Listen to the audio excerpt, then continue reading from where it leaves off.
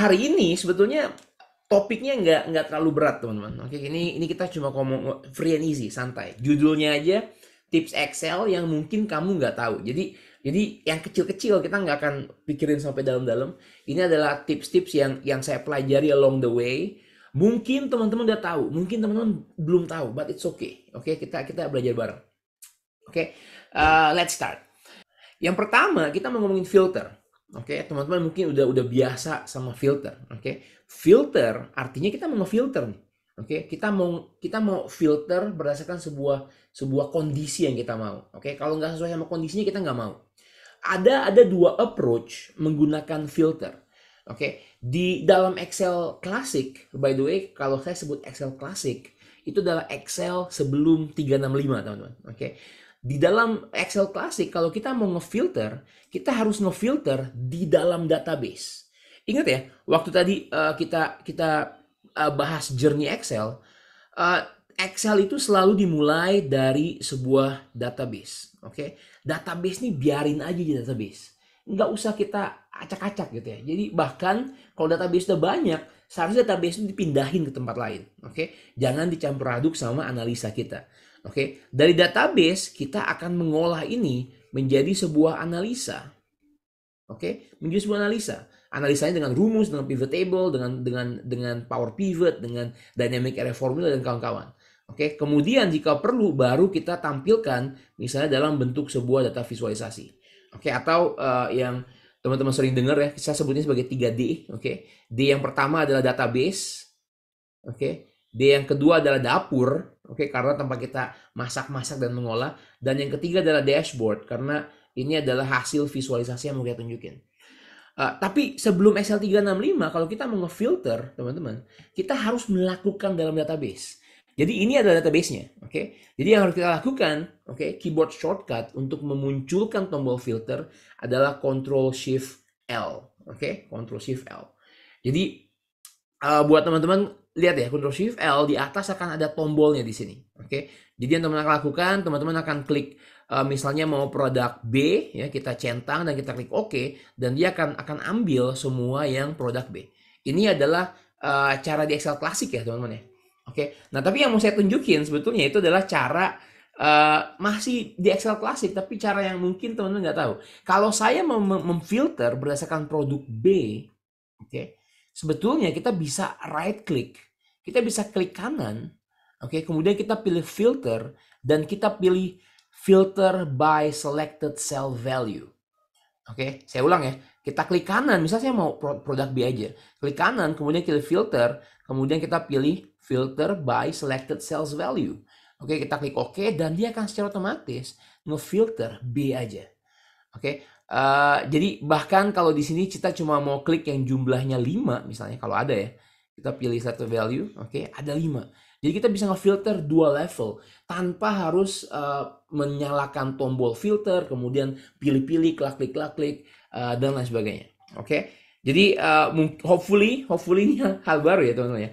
Ada yang tahu trik ini? Ada yang tahu trik ini? Ada yang tahu atau baru tahu nih? Ambil dulu komen ya. Sambil saya coba jelaskan, oke, cara yang kedua di modern Excel. Jadi di Excel 365 saya sebutnya sebagai modern Excel, teman-teman. Di Excel 365 buat teman-teman yang punya Excel 365 kita bisa menggunakan rumus filter karena kita mau filter, oke.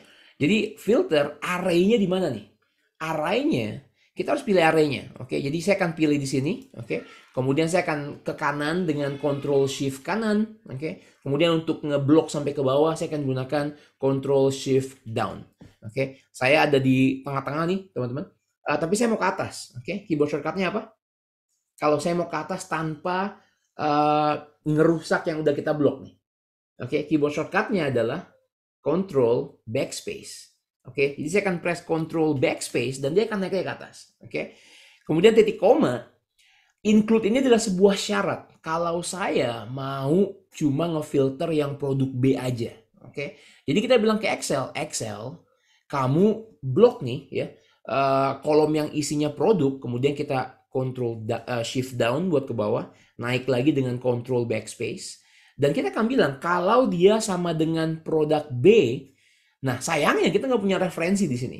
Trik yang keren lagi, yang bisa teman-teman lakukan kalau teman-teman mau ngambil produk B, tapi nggak ada sel referensinya, teman-teman akan punya tendensi untuk menulis, oke, tanda petik, produk gitu ya. Oke, nomor satu itu agak sedikit lama. Nomor dua, teman bisa typo. Cara yang teman bisa lakukan, teman-teman bisa klik salah satu contohnya, kayak di sini, produk B, yaitu B4. Kemudian teman-teman tinggal blok, dan teman-teman tinggal press F9 atau function F9. Oke, yang kita lakukan ini yang sering saya sebut ngintip, oke? Karena kita menggunakan F9 itu sebenarnya untuk ngintip isinya apa sih di belakang tadi B4 gitu ya.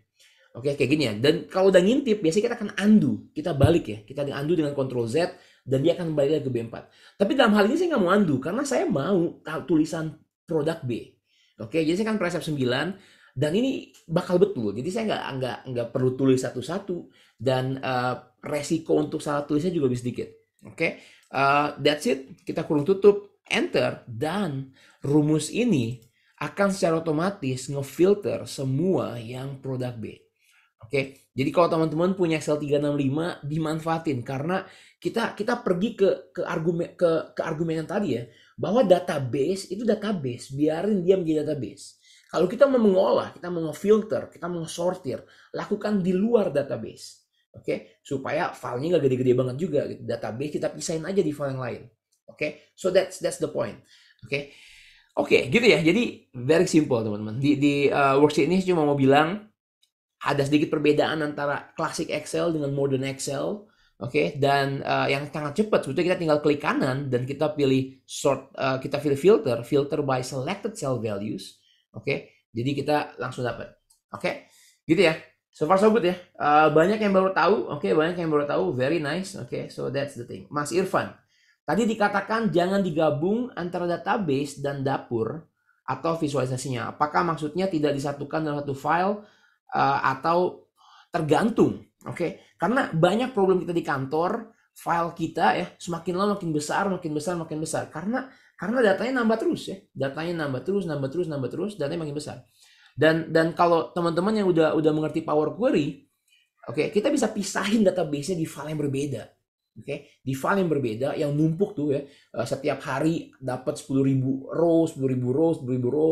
Oke, kemudian kita olah dalam Power Query sehingga yang kita punya sekarang itu data bagusnya.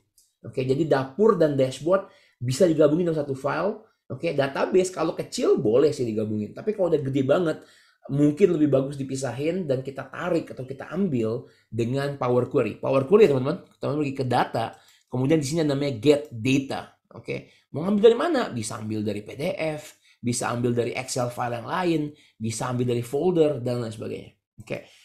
Oke, gitu ya. Keren, Power Query teman-teman. That's the way. Oke, buat ke depan. Oke, lanjut yang kedua. Oke, yang kedua ini menarik nih. Oke, saya akan ceritain story-nya. Oke, jadi misalnya kalau saya punya nama produk. Bos bilang, Dit, ini di sebelah ya Dit ya. Ini kan kita punya ada produk apa nih? Produk A sampai produk E gitu ya. Tolong dong jumlahin total penjualannya. Oke.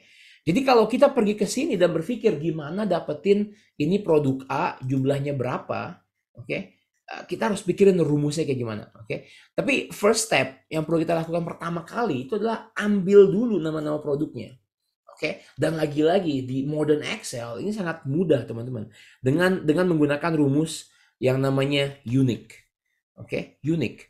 Rumus unique akan menghilangkan duplikat. Artinya dia hanya mengambil data yang unik aja. Oke, jadi saya akan pergi ke filter, kemudian saya akan klik di sini ya.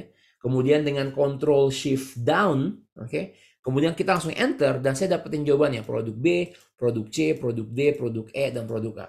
Bahkan teman-teman bisa sekarang ngesortir, oke, dengan membungkus rumus unik ini dengan rumus sort. Oke, sort. Kemudian ini yang mau kita sort dan defaultnya udah oke, kita langsung tutup aja, enter, dan dia akan langsung ngesortir dari A ke B ke C ke D ke E. Oke, di klasik Excel, kita harus nge-sortir dalam database, teman-teman. Atau kita copy dari database, copy secara manual, kemudian kita sortir. Oke. Tapi dengan Excel 365, kita udah bisa melakukan ini dengan rumus. Oke.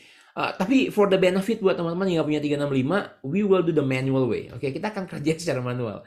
Jadi kalau saya mau ambil data dari sebelah yang unik, oke, gimana caranya? Pertama saya akan ambil down block semuanya, oke, Control Shift down, oke, dan saya akan copy dengan Control C. Kemudian kita balik ke sini dan di sini saya akan Control V, kita paste.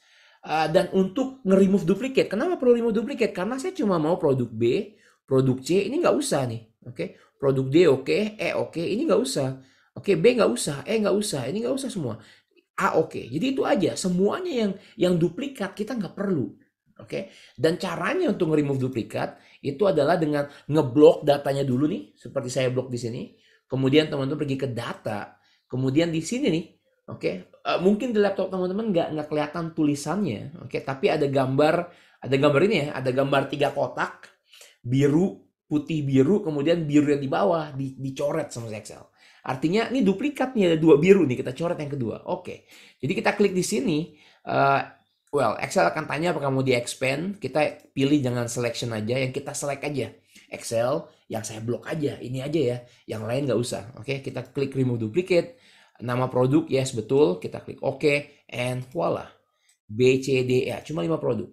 Sisanya karena mau kita sortir, kita bisa klik kanan, dan kita pilih sort, A to Z, dan dia akan, lagi-lagi cuma mau current selection, dia akan bilang A, B, C, D, E.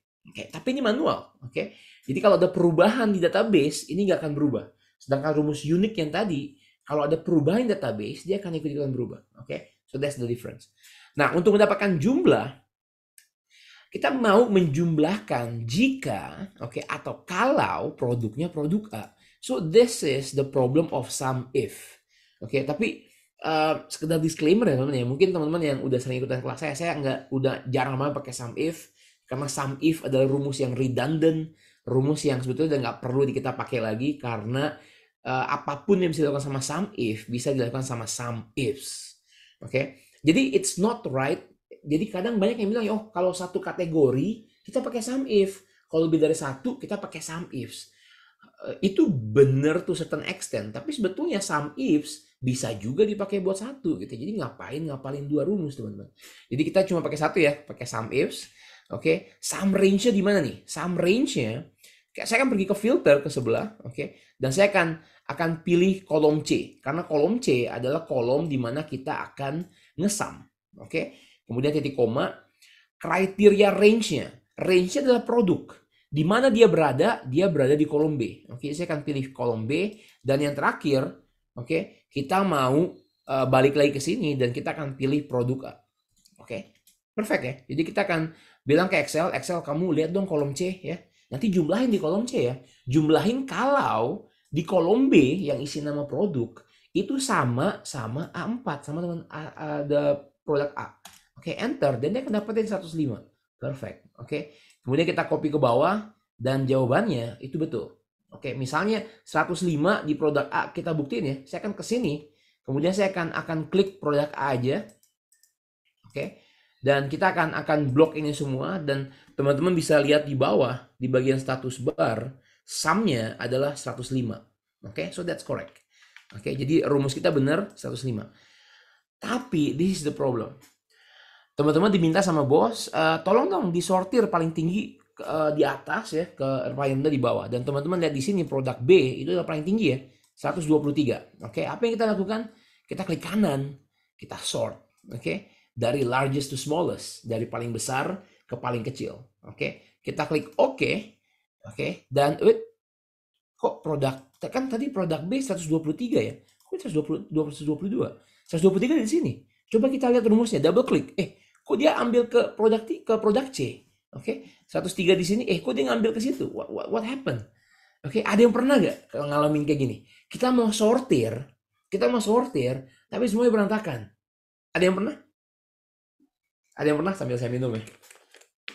Ada yang pernah mengalami? Pernah ya? Dan kadang kita pikir ini kenapa nih? Wah, Excel ngambek nih ya, nggak bisa solve problem ya. Oke. Jadi problemnya adalah karena kita menggunakan sel referensi yang full dari worksheet sebelah. Oke. Jadi kalau teman-teman lihat di sini, ini ada ini teman-teman. Oke. Jadi sebetulnya karena ini. Oke, karena kita walaupun kita berada di worksheet yang sama, gitu ya. Kita ada berada di worksheet namanya sort beda worksheet. Tapi ini redundant dan ini yang membuat kita nggak bisa ngesortir. Kenapa ini terjadi ya? Karena kalau kita mereferensikan sesuatu, misalnya dengan tanda sama dengan, kemudian kita main-main ke sebelah ya, ke filter, kemudian klik di sini, ke line break, klik di sini, balik lagi ke sini, klik di sini. Walaupun kita ngeklik di sel ini, karena kita udah jalan-jalan ke sebelah-sebelah, dia akan kasih full address, alamatnya full. Oke, dan ini yang nggak kita mau. Hati-hati kalau kita mau ngesortir, kalau data source-nya atau sumbernya berada di worksheet yang berbeda. Oke, jadi saya undo ya. Jadi yang perlu kita lakukan di sini, kita hapus full worksheet name-nya, nama worksheet-nya. Jadi 4 aja, that's it. Oke. Jadi saya copy ke bawah lagi. Oke, perhatikan yang paling tinggi adalah produk B 123 dan sekarang kalau kita sort, oke, from largest to smallest and it's working. Double klik kotaknya betul, double klik kotaknya betul. Oke. Jadi buat teman-teman yang pernah pernah sekali pakai huruf kapital, itu disebabkan karena kita ngesortir data yang berasal dari worksheet yang berbeda. Oke. Padahal kita cuma perlu ngisi cuma 4 doang. Jadi ada full address di situ. Oke. Jadi ini hidden nih teman-teman. Oke. Bahkan saya dulu sempat frustasi juga ya waktu jadi analis. Ini kenapa gitu ya, kok aneh banget gitu ya. Ternyata gara-gara nama yang kepanjangan. Oke. Gitu ya. So far so good ya teman-teman ya. Oke, kita lanjut ke yang ketiga. Oke, kita ngomongin line break. Line break itu apa ya? Line break itu satu baris di break, oke? Supaya masuk ke baris keduanya, oke? Jadi contohnya, saya punya data yang kayak gini. Ada tanggal, ada nama produk, ada jumlah, ada pembeli. Dan tugas kita adalah memisahkan data-data ini, oke, per baris dalam satu sel. Jadi yang saya mau adalah kita akan tulis misalnya 45078, kemudian line break untuk pindah ke bawah itu adalah Alt Enter. Alt Enter, tombol Alt yang ada di sebelah kiri space atau spasi, kemudian Enter. Kemudian kita tulis produk B, oke. Kemudian Alt Enter lagi, tulis 5, Alt Enter lagi, terus Budi, oke, Enter. And this is what we want. Datanya banyak teman-teman, oke. Kalau teman-teman mau manual, all the best, oke. Anyway, mungkin ini nggak practical, oke. Tapi siapa tahu ya, bos kita sangat kreatif dan bos kita mau kayak gini gitu ya. Jadi kita harus tahu cara ngerjainnya. Oke, saya akan give to solusi, oke. Dan solusi yang kedua, maybe kita nggak tahu, oke. Mungkin kebanyakan dari kita nggak tahu. Yang pertama itu dengan menggunakan rumus, teman-teman. Dan rumus yang lumayan powerful namanya substitute. Substitute akan menggantikan, oke, menggantikan sebuah karakter yang kita spesifikasi dengan karakter baru. Jadi kalau kita bilang, Excel, kamu kesini dong nih, kesini ya, ke 4 ya. Oke, titik koma, all text, apa yang mau diganti? Di situ ada karakter koma dan spasi. Oke, yang mau kita ganti. Oke, jadi saya akan gunakan koma dan spasi. Tapi karena koma dan spasi adalah sebuah text string, kita harus bungkus ini dalam tanda petik. Oke, jadi koma, spasi, tanda petik, kemudian titik koma, mau diganti sama apa nih? Oke, jadi kita nggak bisa bilang Alt Enter gitu ya. Jadi ada fungsi yang bisa kita pakai untuk menghasilkan line break, yaitu fungsi character. Mungkin teman-teman tahu ya, char gitu ya, char atau car gitu ya. Dan karakter yang kita mau adalah karakter 10. Itu diapalin aja teman-teman. Karakter 10 adalah line break. Oke. Yang terakhir kalau kita kosongin instance numbernya, kita nggak bilang ke Excel, yang pertama aja, yang kedua aja gitu ya.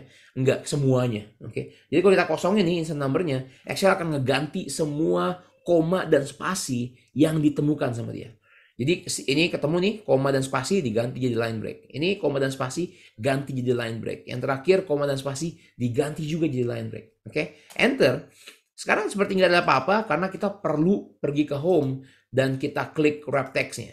Oke, klik sekali lagi dan dia muncul. Oke. Jadi sekarang kita bisa copy ke bawah dan semuanya udah beres. Jadi nggak perlu satu-satu ditulis ya teman-teman.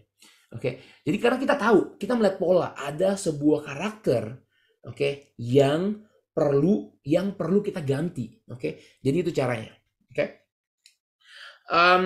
Cara yang kedua yang sebetulnya sangat fantastic teman-teman, oke?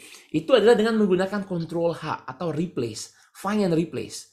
Jadi yang perlu kita lakukan, oke, kita tinggal klik di sini, oke, klik di sini, dan kita mau uh, nge-replace koma dan spasi dengan line break atau dengan alt enter gitu ya.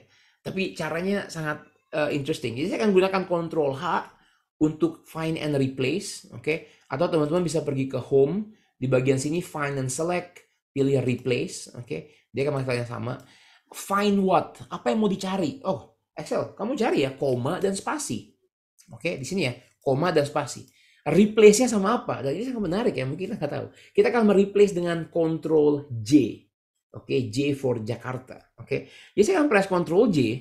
Dan teman-teman lihat ya, tangan saya di atas sekarang. Kursornya berkedip-kedip sekarang ya. Lihat ya, kedip-kedip ya, ada titik, titik. Dan this is just a character. Ini akan mengganti titik koma dengan line break. Oke, jadi saya akan replace all. Oke, klik OK. Nothing happen di sini karena kita perlu klik wrap text and done. We are done. Oke, sangat cepat teman-teman. Jadi kalau teman-teman yang mau tertarik menggunakan rumus karena supaya dinamis boleh. Oke, jadi teman-teman akan menggunakan yang namanya substitute. Tapi kalau cuma mau one off dan mau mengganti dengan sangat cepat, kita bisa menggunakan Ctrl H untuk replace. Apa yang mau di replace? Koma dan titik. Sorry, koma dan spasi.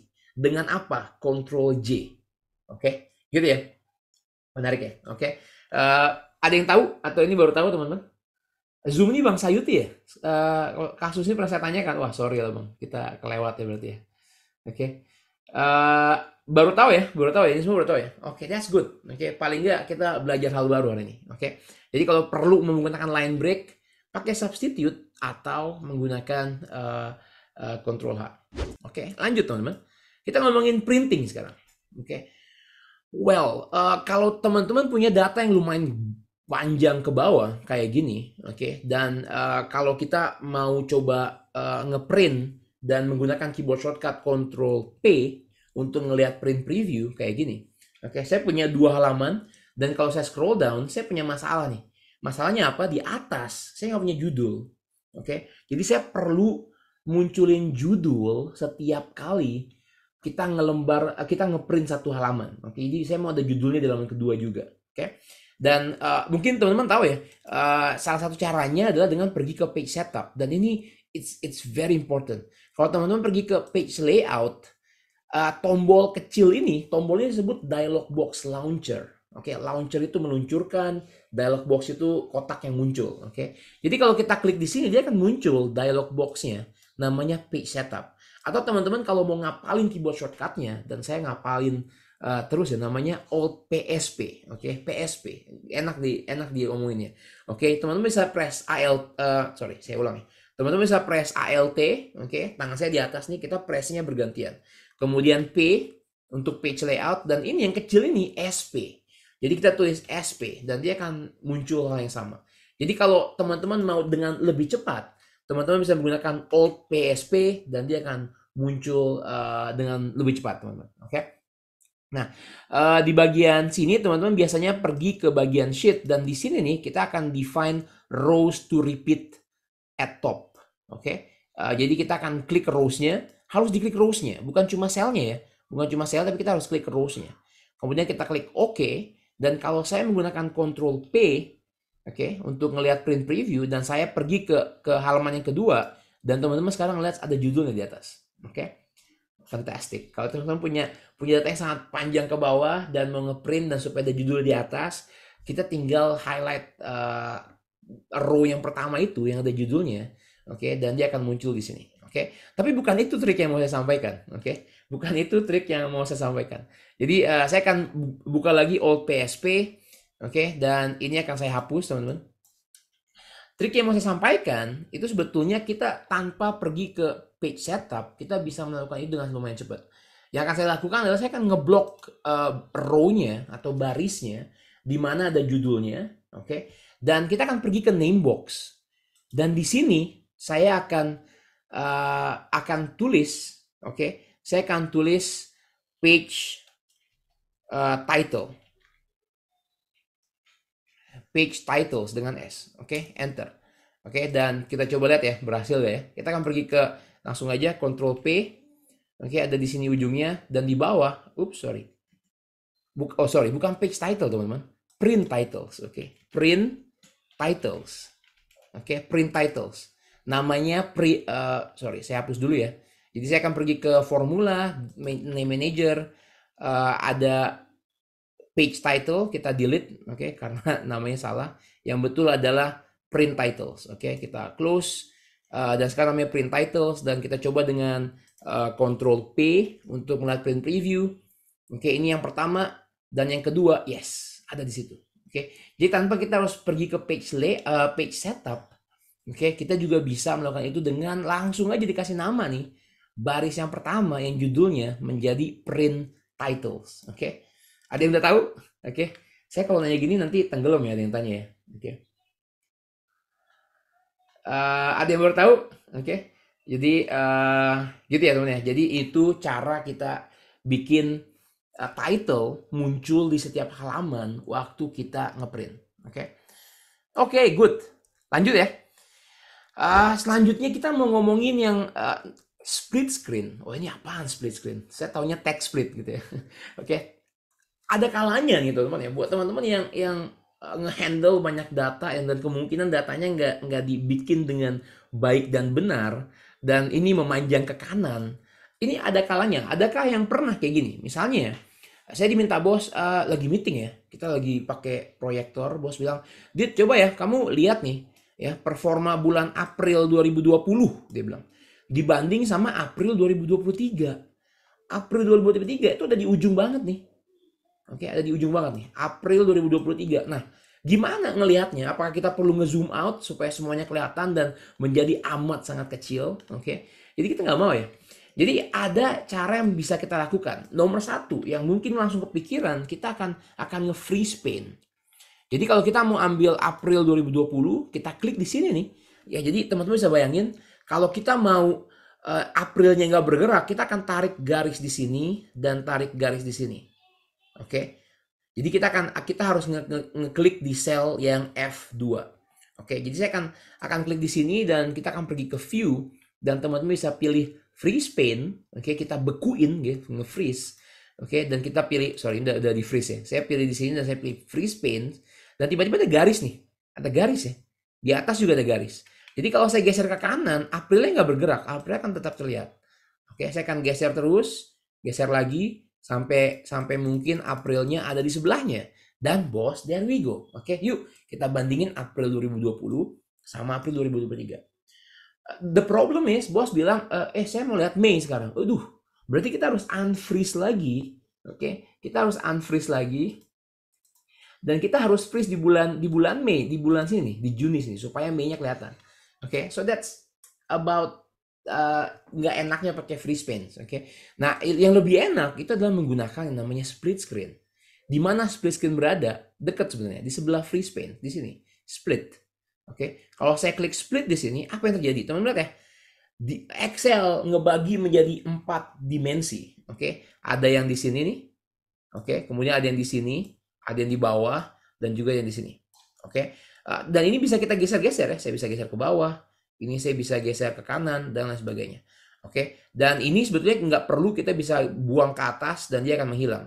Dan saya cuma punya sekarang yang vertikal. Oke, dan sekarang kalau si bos mau bulan Mei, oke, kita tinggal geser ke bulan Mei dan kita akan geser all the way.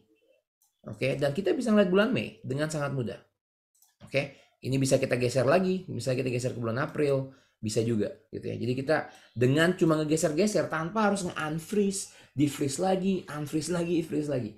Oke, split screen teman-teman. Oke, ini keren banget. Buat teman-teman yang punya data satu di atas dan satu di bawah, oke, buat memonitor apa yang terjadi kalau ini berubah misalnya.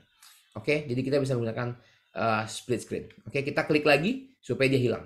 Oke, gitu ya. Ada yang suka pakai split screen?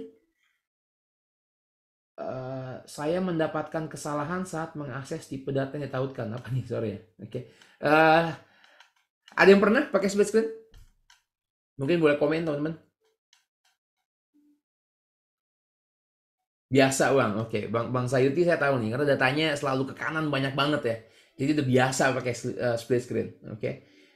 Yes, oke, good. Nah, selanjutnya temennya split screen adalah split window. Jadi misalnya si bos bilang, Dit, ini kan target nih di worksheet-nya, di worksheet ini gitu ya. Saya mau ngelihat sekarang performa 2023-nya kayak gimana gitu ya. Oke, waduh, gawat nih. Berarti kita harus buka di sini, kita geser gitu ya. Dan kita akan terus bolak-balik nih, bolak-balik sini. Oh, cek Budi 300. Gimana nih Budi nih 2000? Oh, ini segini. Oke. Dan harus bolak-balik, bolak-balik, bolak-balik. Oke, yang tadi split screen itu nge-split dalam satu worksheet. Tapi sekarang yang kita mau nge-split dua worksheet yang berbeda. Oke, jadi kita mau yang namanya split window. Dan gimana caranya? Sorry, sebentar. Gimana caranya? Saya akan pergi ke yang budget di sini. Dan saya akan pilih new window. Oke, saya klik. Dan apa yang terjadi ya?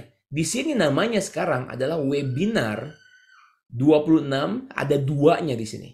Oke. Dan saya akan pilih ini menjadi sedikit lebih kecil, saya minimize. Oke, sebentar.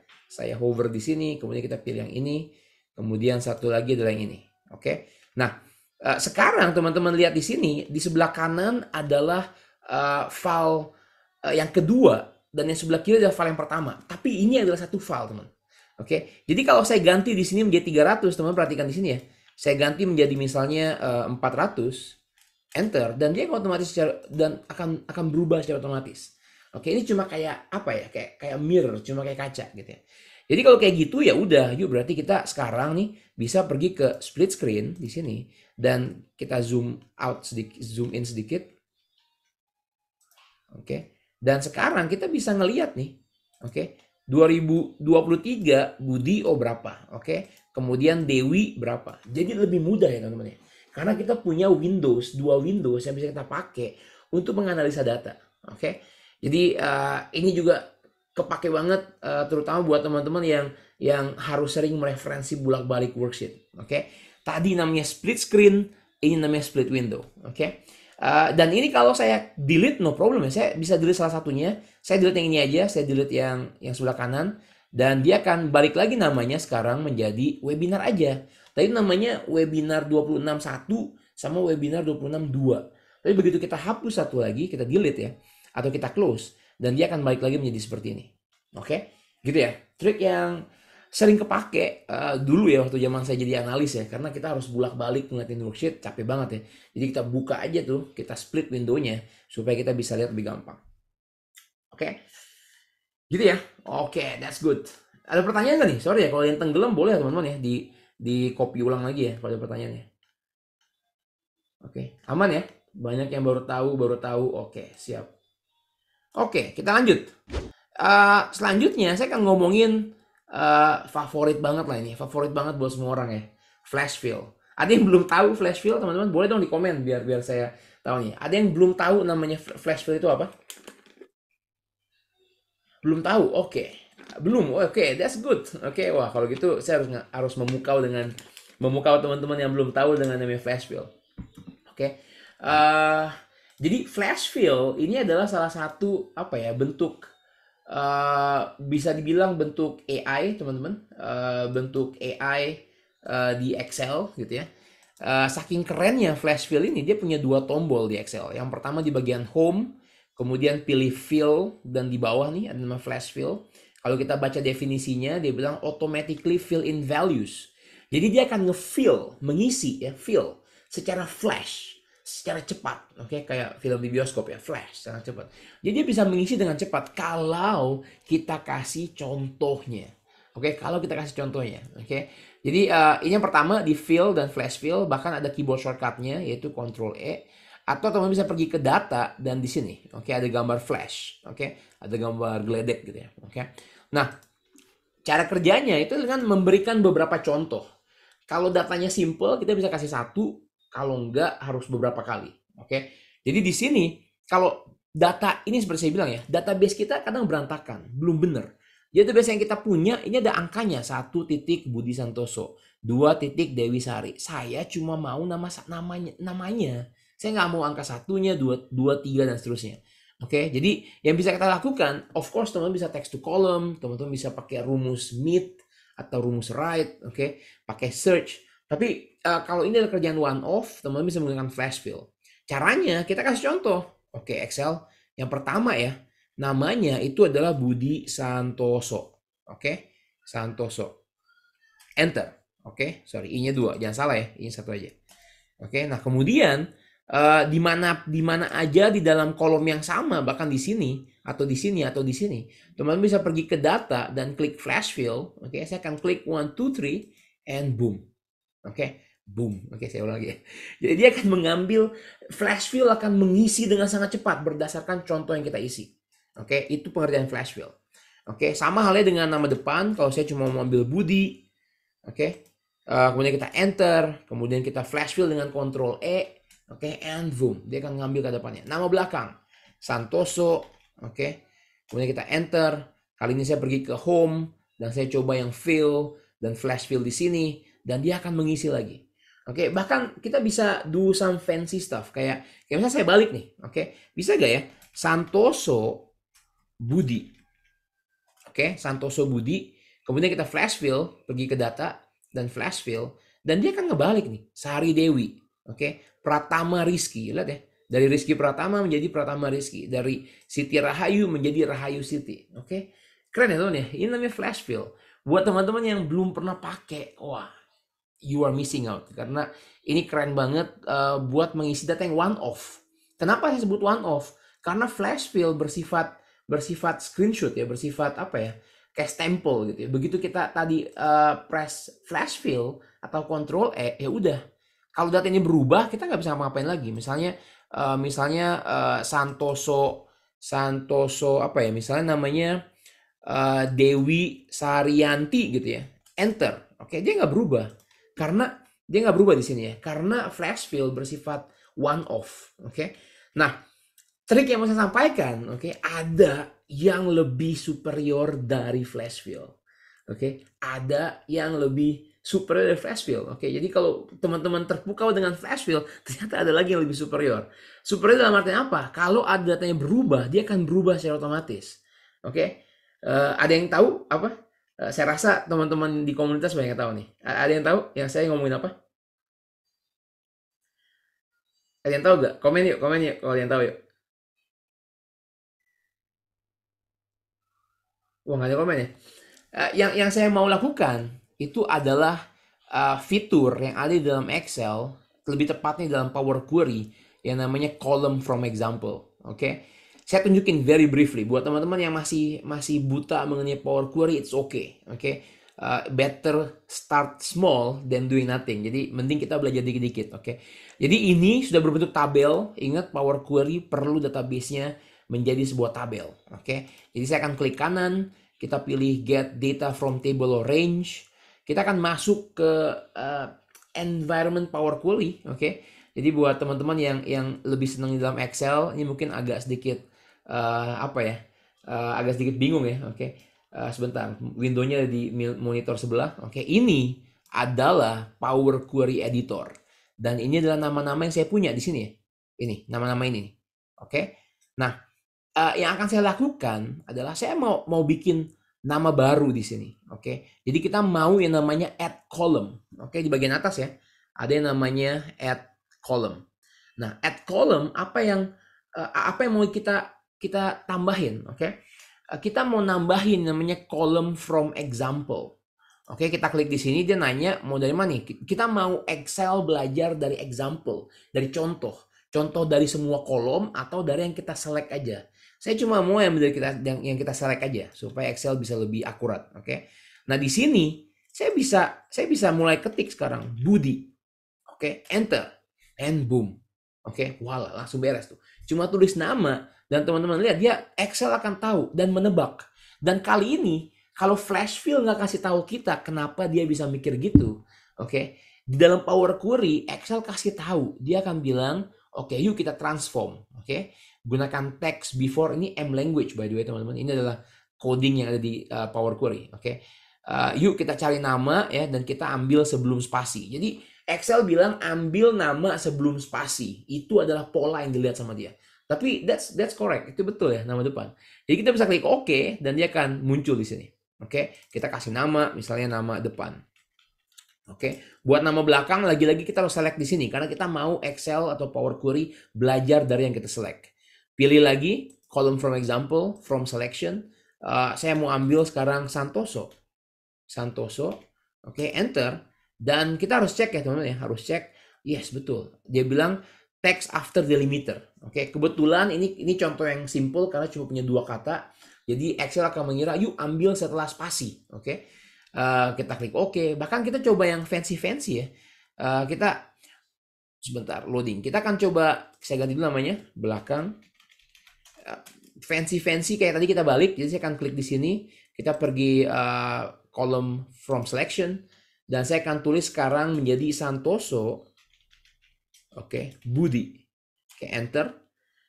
Dia masih belum muncul teman-teman. Jadi kita harus kasih tahu lagi contohnya. Sari Dewi. Oke, Sari Dewi, enter, and boom. Oke, di sini masih salah nih pratamanya. Jadi kita tulis lagi Pratama Rizky.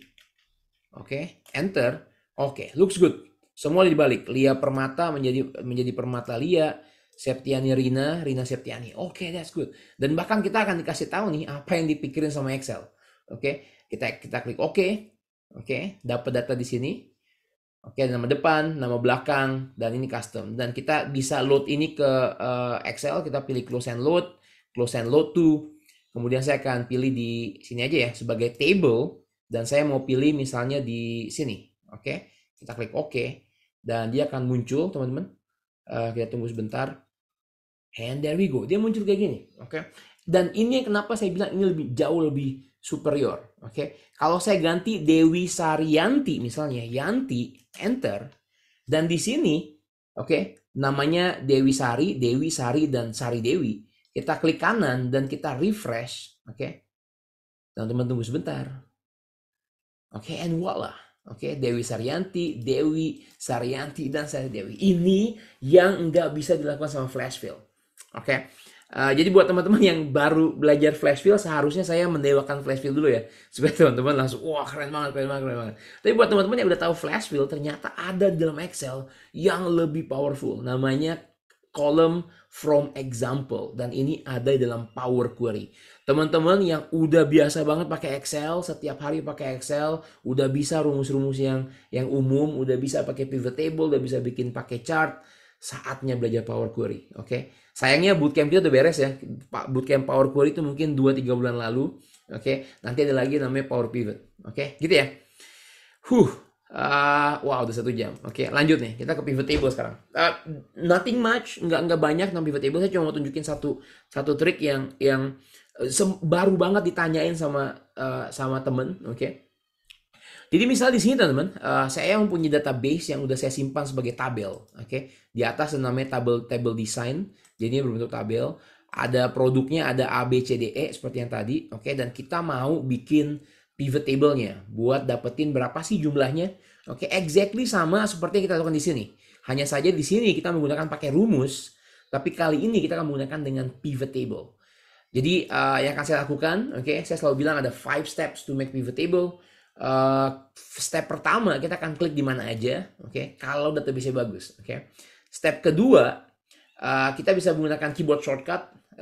Ada yang ingat teman-teman keyboard shortcut? Kalau nggak pakai keyboard shortcut, kita pergi ke insert, kemudian kita pilih pivot table, dan kita pilih from table or range. Oke, kita klik. Secara otomatis, walaupun saya cuma klik di sini, Excel akan tahu database-nya itu di situ.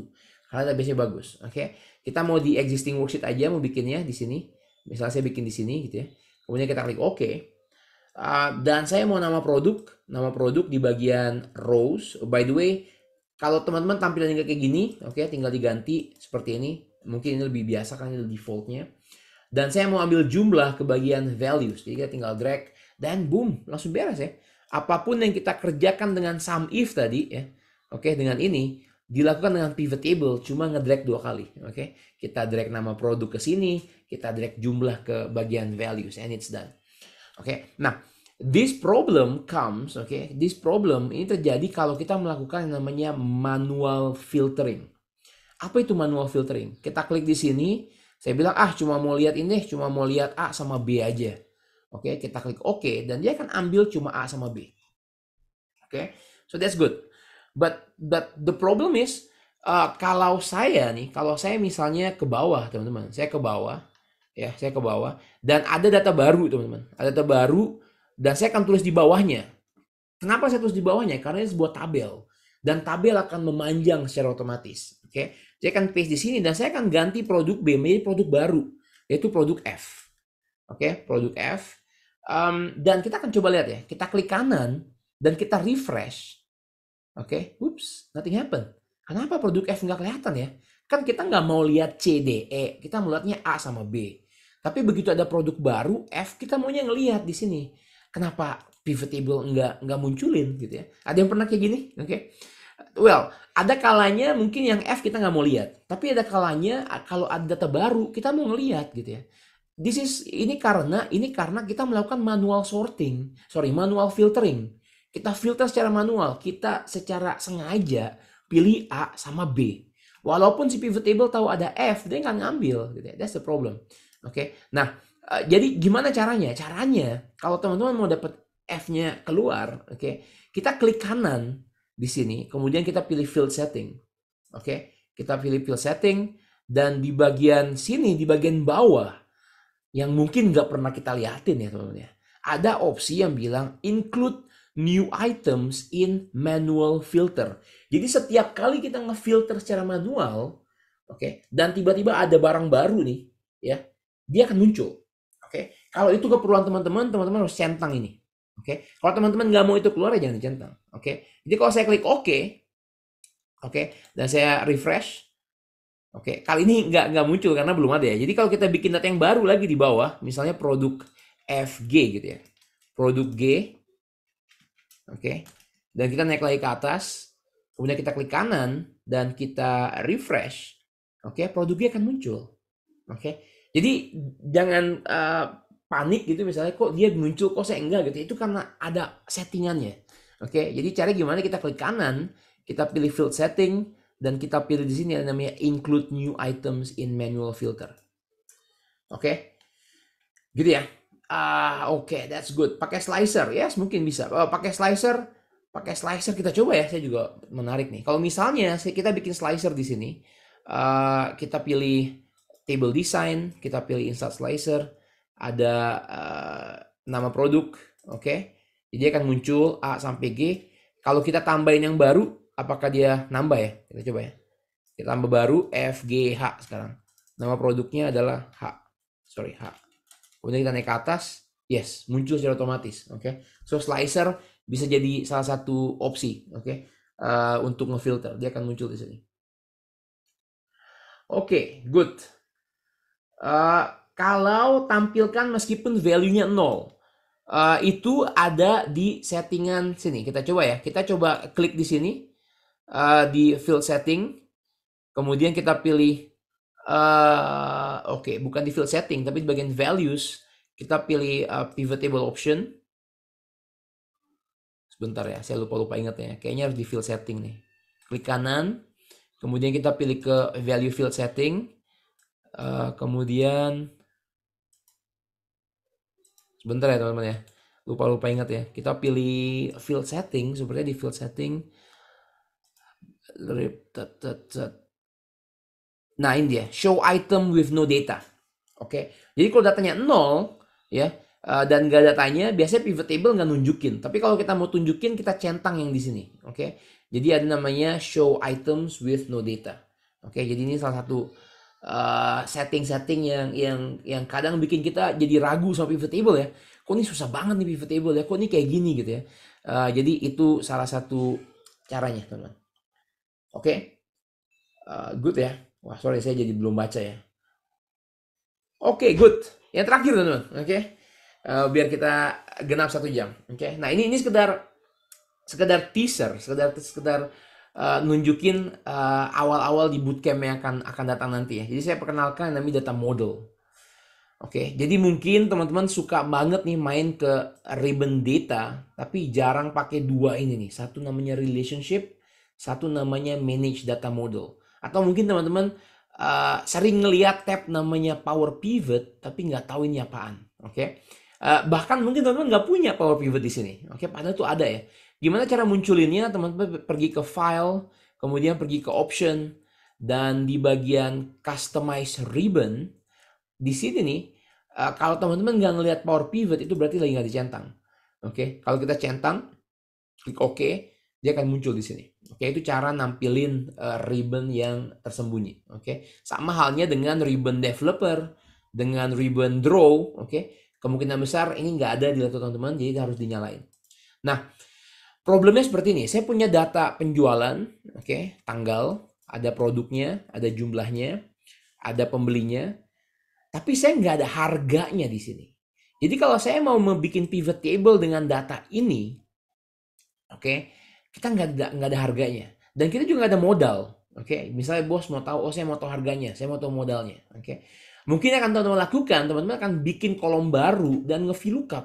Oke, it's not wrong, boleh. Tapi mau sampai kapan? Kalau ada data baru lagi kita bikin lagi, data baru lagi bikin lagi. Semakin banyak rumus yang kita bikin, semakin banyak referensi yang kita bikin, semakin gede filenya. Oke, itulah kenapa Excel bikin yang namanya database relationship.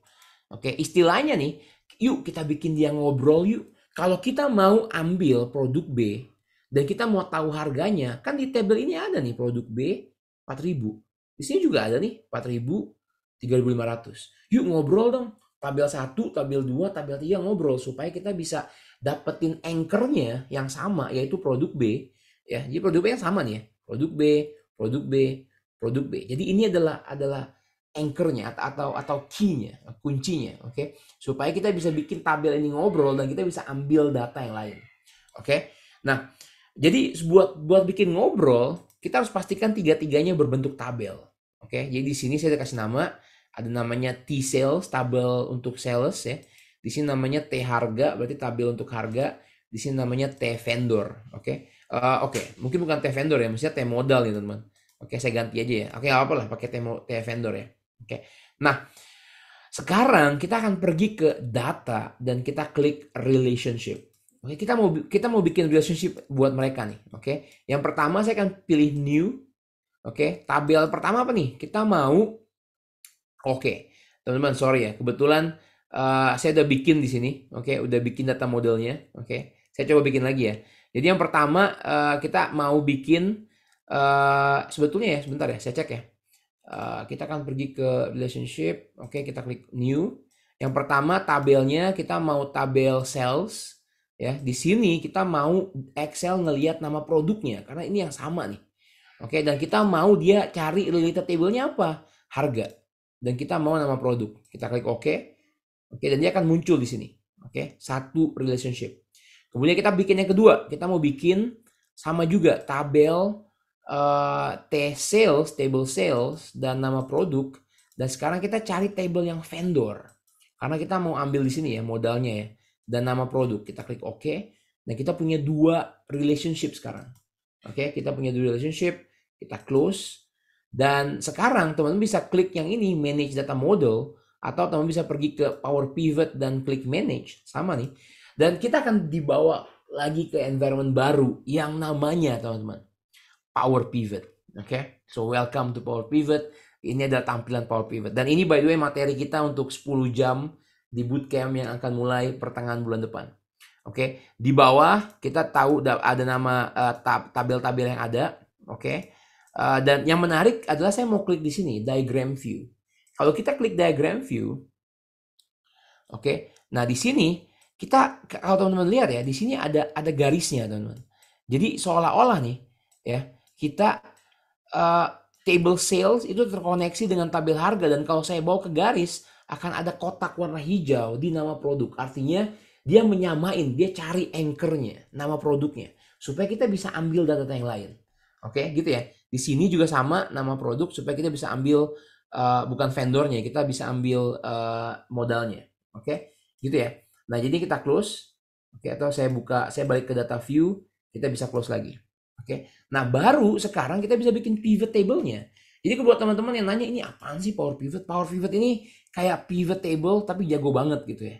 Oke, karena kita bisa bikin rumus, kita bisa ngambil dari banyak data, dari banyak tabel. Kalau pivot table database kita satu. Tapi kalau kita punya banyak data dan kita mau mereka terkoneksi atau mereka mempunyai relationship, kita perlu yang namanya data model.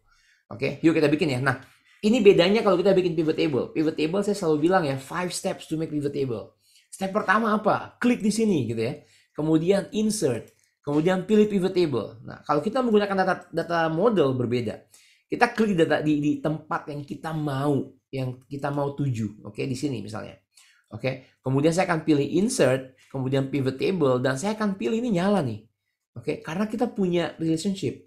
Jadi saya akan ambil dari data model. Oke, saya klik. Kita mau di sini existing worksheet. Oke, kita klik OK. Dan ini tampilannya berbeda ya teman-teman ya.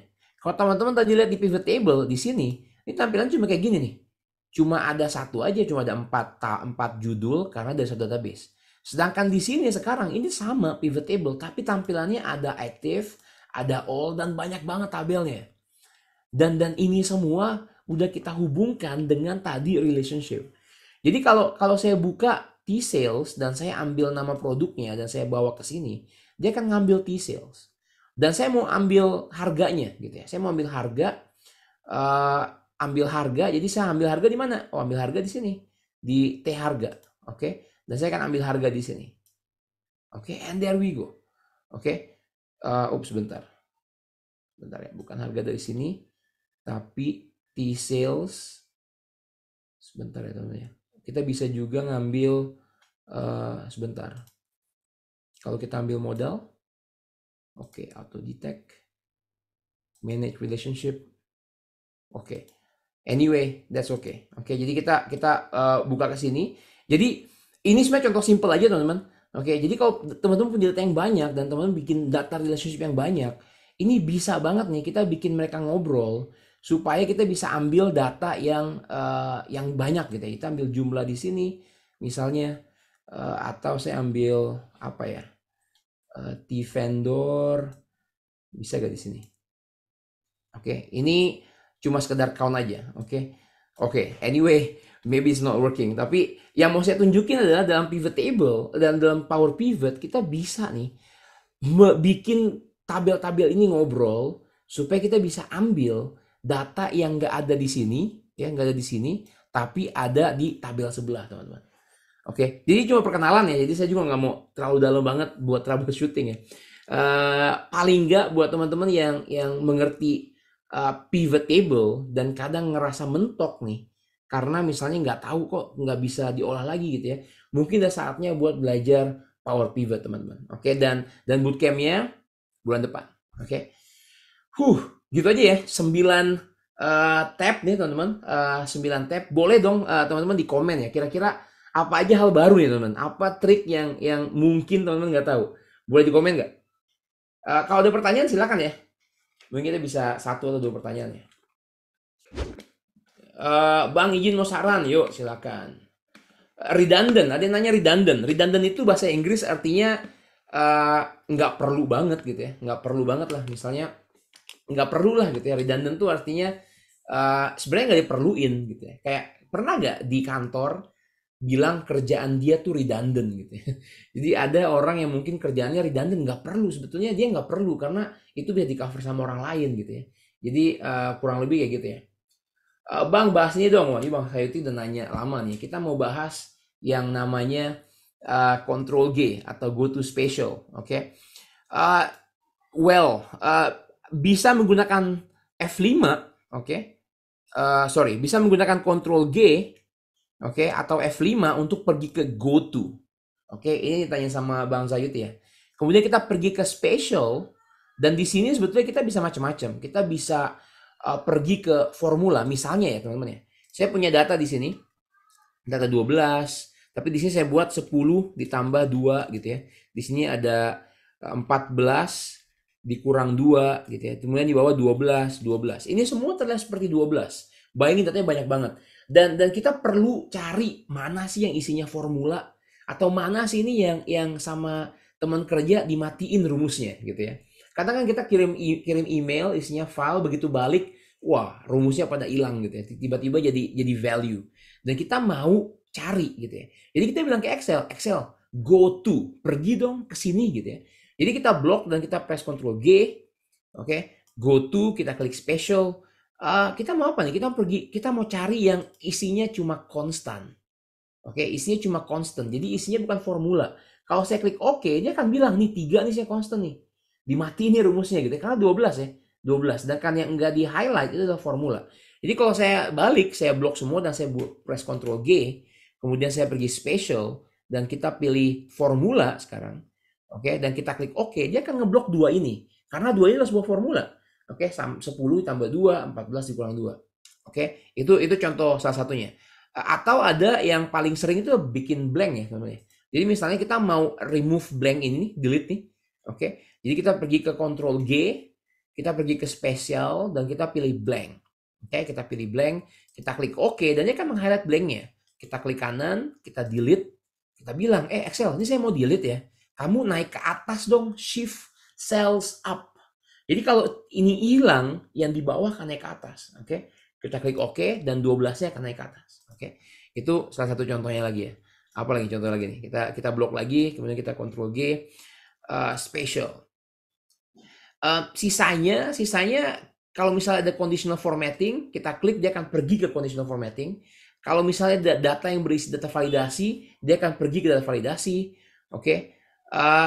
Precedent and dependence ini mengenai rumus. Oke, jarang banget dipakai bang. Oke, rumus column difference juga nggak terlalu pakai. Yang sering dipakai itu sebenarnya buat mencari formula, mencari konstan, mencari conditional formatting, mencari data validasi, mencari visible cells only, ya, atau mencari blank. Itu aja sih. Oke. Data validasi maksudnya apa ya? Ada kalanya teman-teman. Kita bikin data validasi di sini. Misalnya saya bikin di sini ya. Oke, saya kasih warna kuning.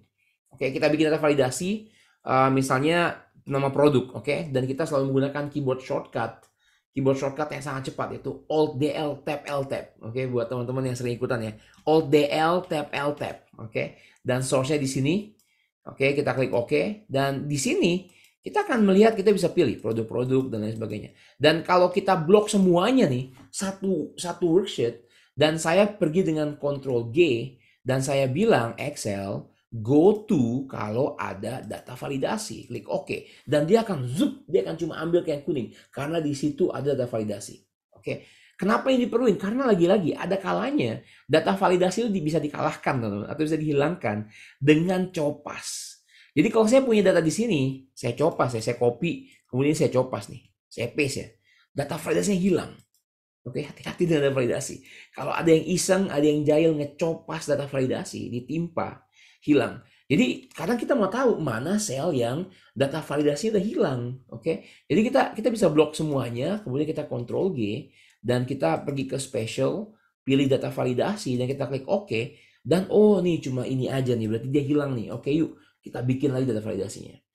Oke. Jadi memang banyak ya, tapi yang lebih sering dipakai tuh kayak gitu, cari konstan, cari formula, cari blank, cari data validasi, kemudian cari apa lagi ya tadi ya, cari visible cells, kemudian cari conditional formatting. Oke, jadi kurang lebih kayak gitu. Oke, good. Ada yang tanya lagi?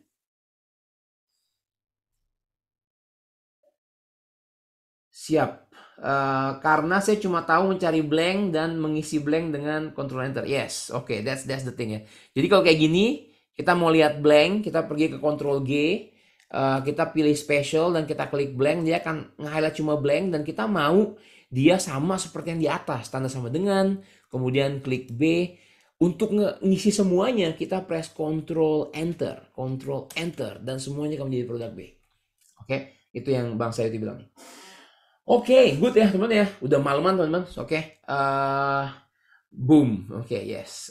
Jadi gitu aja dari saya. Oke, buat teman-teman yang tertarik untuk kelas Power Pivot supaya kita bisa lebih dalam lagi pahamin data model, relationship, measures, calculator column.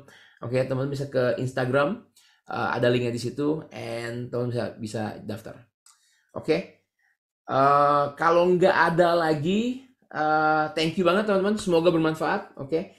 Ditungguin rekamannya, kemungkinan besar besok pagi. Oke. Dan see you in the next webinar. Oke. Bye bye.